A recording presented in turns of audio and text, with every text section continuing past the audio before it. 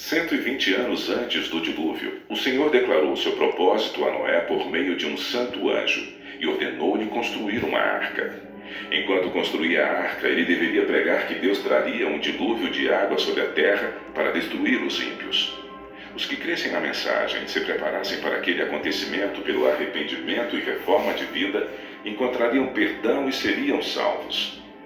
Deus deu a Noé as dimensões exatas da arca e instruções explícitas com relação à sua construção em todos os pormenores. A sabedoria humana não poderia ter concebido uma estrutura de tão grande resistência e durabilidade. Deus foi o projetista e Noé o construtor-chefe. Tinha uma altura de 3 andares com apenas uma porta que ficava na lateral. A luz entrava por cima e os compartimentos foram arranjados de tal forma que eram todos iluminados. O material empregado na construção da arca era o cipreste ou madeira de gopher, a qual estaria isenta de apodrecimento durante centenas de anos. A construção dessa imensa estrutura foi um processo lento e trabalhoso. A arca, por si mesma, não poderia resistir à tempestade que viria sobre a terra. Unicamente Deus podia preservar seus servos das águas tempestuosas. Noé, pela fé, quando foi avisado divinamente das coisas que ainda não se viam, temeu e, para a salvação de sua família, preparou a arca pela qual condenou o mundo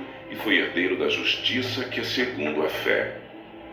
Enquanto Noé pregava sua mensagem de advertência ao mundo, seu trabalho testemunhava de sua sinceridade. Assim, a sua fé foi aperfeiçoada e manifestada. Deu exemplo ao mundo ao acreditar naquilo que Deus havia dito.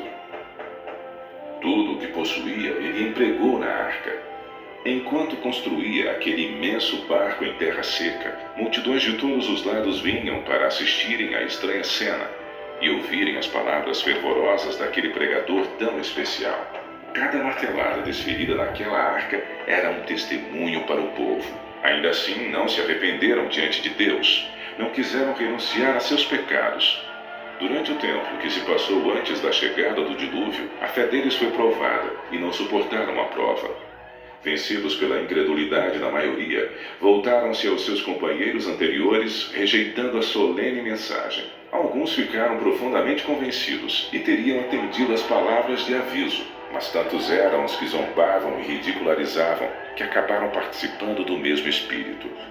Nem todos os homens daquela geração eram idólatras no sentido mais amplo do termo. Muitos professavam adorar a Deus. Diziam que seus ídolos eram representações da divindade e que por meio deles o povo poderia obter uma concepção mais clara do ser divino. Esforçando-se para representarem a Deus por meio de objetos materiais, cegaram a mente ao poder e majestade do Criador. Deixaram de ver a santidade de seu caráter ou da natureza sagrada e imutável dos seus mandamentos. À medida que o pecado se generalizava, este parecia cada vez menos grave. E finalmente declararam que a lei divina não estava mais em vigor, que era contrário ao caráter de Deus castigar a transgressão, e acabaram negando que os seus juízos cairiam sobre a terra.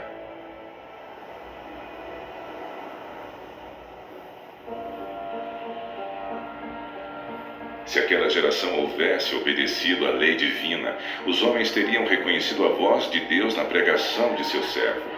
Mas ao rejeitarem a luz, suas mentes tornaram-se tão cegas que realmente acreditavam que a mensagem de Noé era um delírio. As multidões e maiorias não estavam do lado da justiça.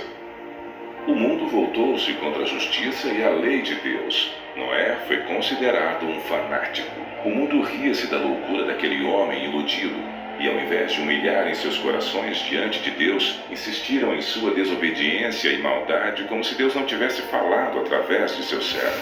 Noé permaneceu firme como uma rocha em meio à tempestade. Rodeado pelo desdém e ridicularização popular, ele se distinguiu por sua santa integridade e fidelidade inquebrantável. Suas palavras eram acompanhadas de poder. Seu relacionamento com Deus lhe dava força do poder infinito. Durante 120 anos, sua voz anunciou aos ouvidos daquela geração acontecimentos que, segundo a sabedoria humana, estavam fora de cogitação. O mundo antes do dilúvio argumentava que as leis da natureza haviam permanecido inalteradas por séculos. As estações haviam sucedido umas às outras. Até ali nunca havia chovido.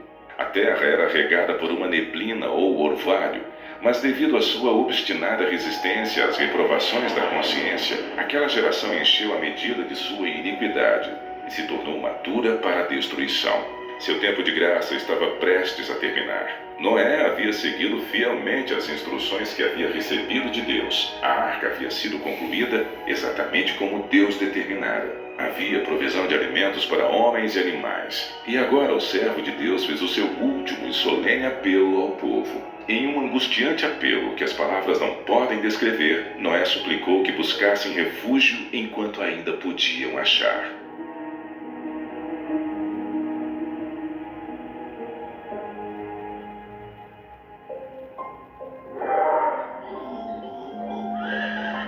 Animais de todos os tipos, desde os mais ferozes até os mais mansos, foram vistos vindo das montanhas e florestas, encaminhando-se silenciosamente para a arca.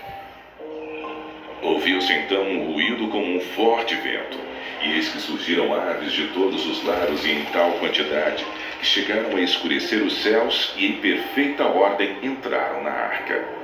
Ao contrário daqueles animais, os homens não obedeceram a Deus. Guiados por anjos de 2 em 2, entraram na arca macho e fêmea, assim como Deus ordenara. Os animais limpos de 7 em 7, o mundo contemplava maravilhado. Alguns tiveram medo e chamaram seus filósofos para explicarem aquele estranho fenômeno. Ainda assim foi em vão, pois era um fenômeno que não podiam compreender. Deus ordenou a Noé: entra tu e toda a tua casa na arca, porque te achei justo diante de mim e desta geração. O mundo havia rechaçado as advertências de Noé, mas a sua influência e exemplo foi uma bênção para a sua família. Como recompensa de sua fidelidade e integridade, Deus salvou com Noé todos os membros de sua família.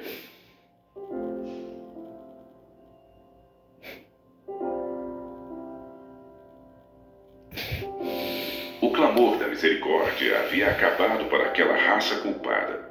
Os animais do campo e as aves do céu haviam entrado em seu refúgio. Noé e sua família estavam dentro da arca. Depois o Senhor fechou a porta. Viu-se um lampejo de luz deslumbrante e uma nuvem de glória mais vívida que o relâmpago que desceu do céu e pairou diante da porta da arca. A porta maciça, que não poderia ser fechada pelos que estavam dentro, foi lentamente fechada por mãos invisíveis. Noé ficou do lado de dentro, enquanto aqueles que rejeitaram a misericórdia de Deus do lado de fora. O selo de Deus havia sido posto na porta. Deus a havia fechado e somente Deus poderia abri-la. Após 7 dias que Noé e sua família entraram na arca, não houve sinais da iminente tempestade. Mas ao 8º dia, nuvens negras cobriram o céu. Ouviu-se o estampido do trovão e o lampejo do relâmpago. Logo passaram a cair grandes gotas de chuva.